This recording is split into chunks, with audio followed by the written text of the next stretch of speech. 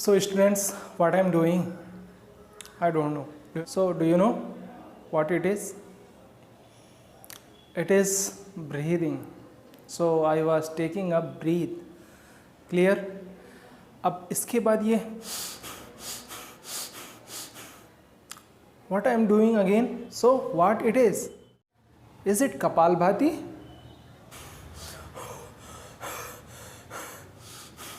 So what it is? I am breathing faster. Clear? और कब कब ऐसा होता है?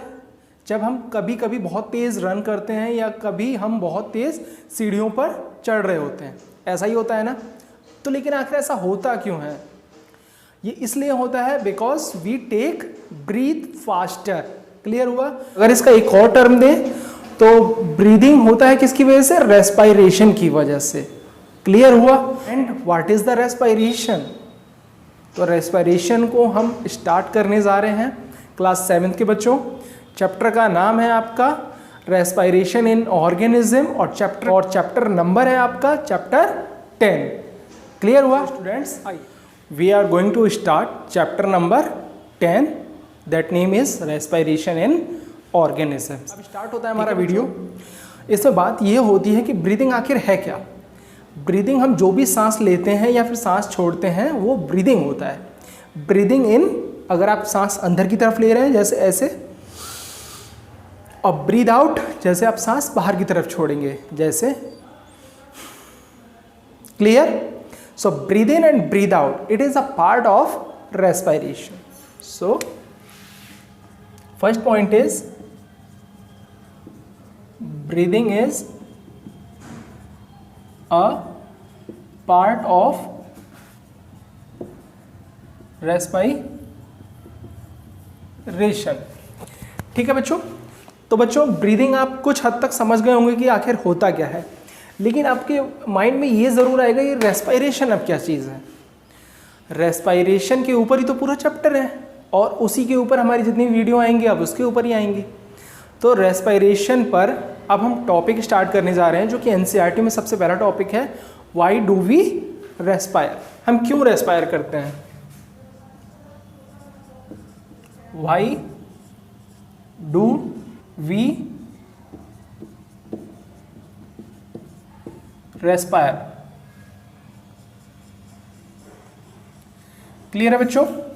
तो हमारा सबसे फर्स्ट जो टॉपिक स्टार्ट होने जा रहा है उस टॉपिक का नाम है व्हाई डू वी रेस्पायर। तो इस टॉपिक में आगे बढ़ने से पहले मैं आप लोगों से कुछ चीज़ पूछना चाहता हूँ। Do you know all organisms are made up of what? The answer is cell. बात आती है, देखो साइंस में क्या होता है ना, एक पॉइंट दूसरे पॉइंट से एकदम कॉन्जिक्यूटिवली इंटरेक्शन के साथ में चलता है, साइड बाय साइड। आप उसमें बीच में किसी को भी स्किप नहीं कर सकते। अगर स्किप करेंगे तो वो जो फ्लो होता है साइंस का वो खत्म हो जाएगा। अब बात आती है कि सेल क्या होता है। Cell is the smallest structural and functional unit of organisms. ठीक है, ये क्लियर हुआ? अब बात आती है इसमें कि जो हर एक सेल है उनका काम क्या है, what is the use of the cell in our body.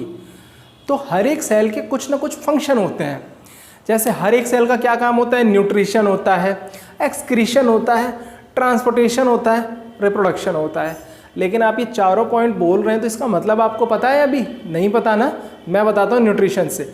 Nutrition का मतलब क्या होता है? आप जो भी कुछ खाना खाते हैं, जो भी आप चाहे तो आप कुछ भी खाएं, जैसे आप ब्रेड बटर खा रहे हैं या रोटी सब्जी खा रहे हैं या आप पिज़्ज़ा खा रहे हैं, तो जो भी कुछ खा रहे हैं या फिर आप एप्पल खा रहे हैं, तो जो भी कुछ खा रहे हैं और उससे जो भी आपको जो न्यूट्रिशियस सब्सटेंस मिलते हैं, जैसे विटामिन्स हो गए, नाम जरूर सुना होगा आपने, और प्रोटीन हो गए, कार्बोहाइड्रेट हो गए, जो कि आपकी बॉडी के रिक्वायरमेंट है, तो वो जो भी उस फूड से हमें मिलता है और हमारी बॉडी उसे ग्रैस्प करती है, उसे हम बोलते हैं न्यूट्रिशन।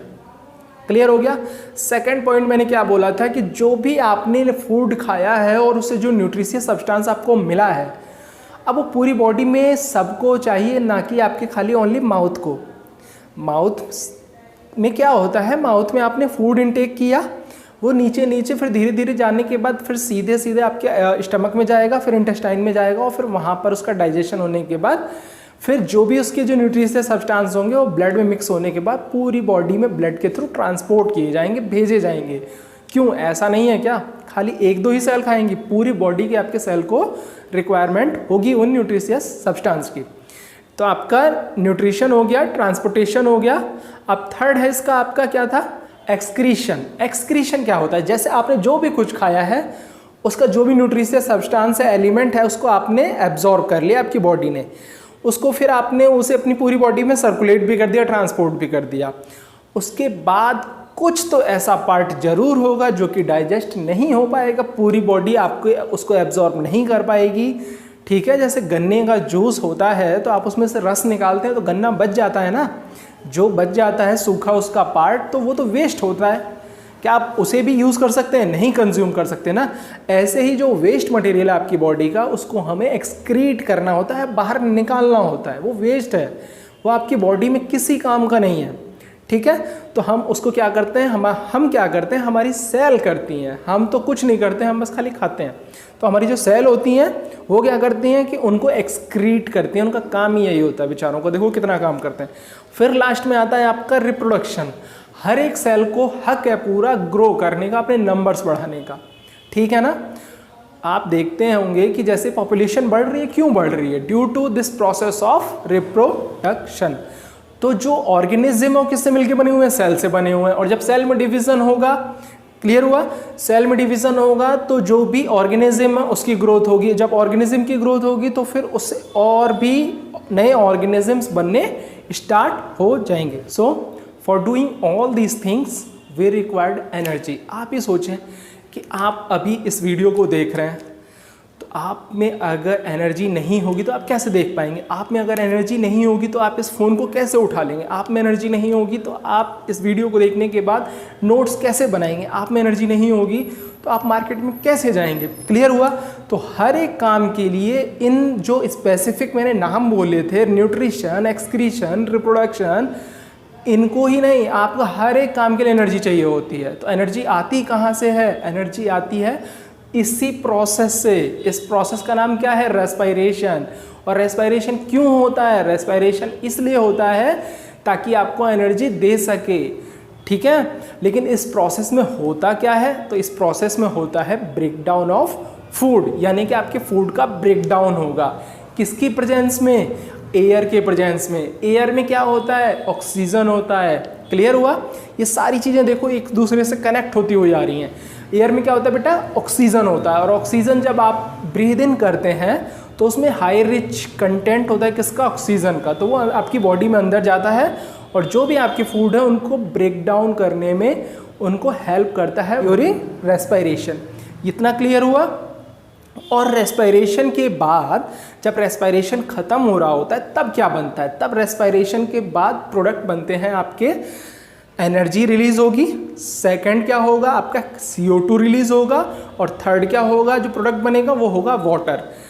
तो ये तीन चीज़ें आपकी बॉडी में रिलीज होती हैं। तो एनर्जी होती है वो आपकी डेली लाइफ की जो भी एक्टिविटीज़ हैं उसमें कंज्यूम हो जाती है। जो CO2 होता है वही जब आप ब्रीद आउट करते हैं like this,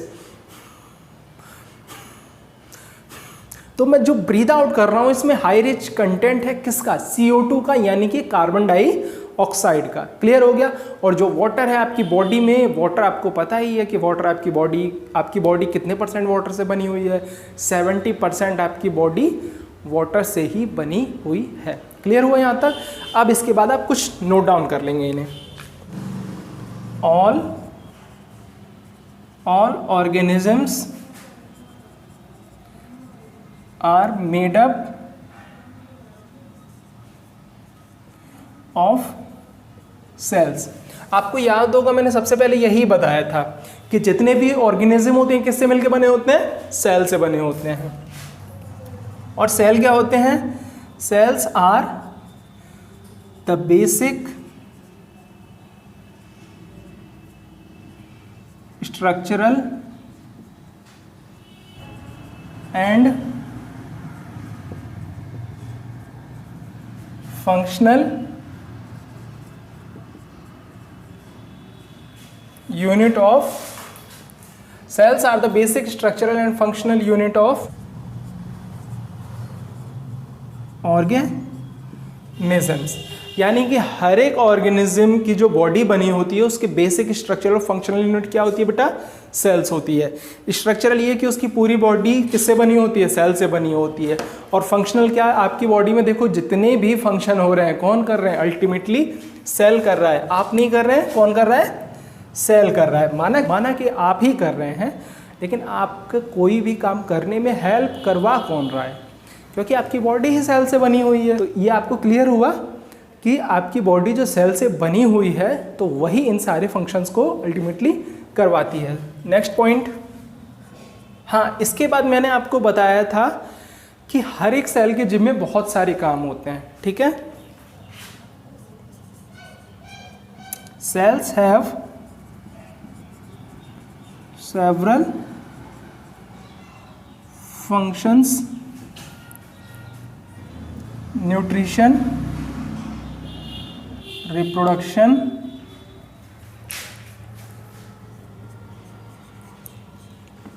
transportation,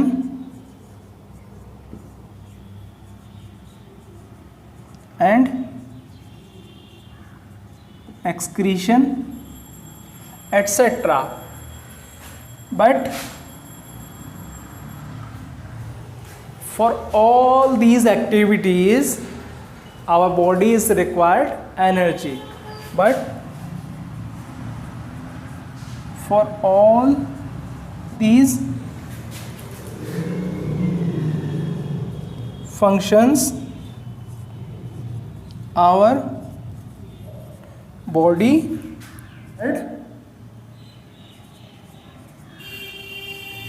energy.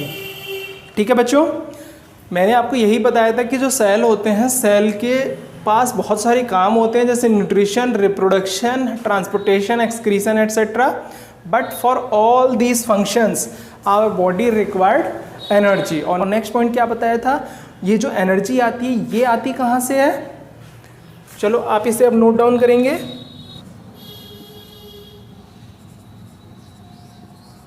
This energy comes from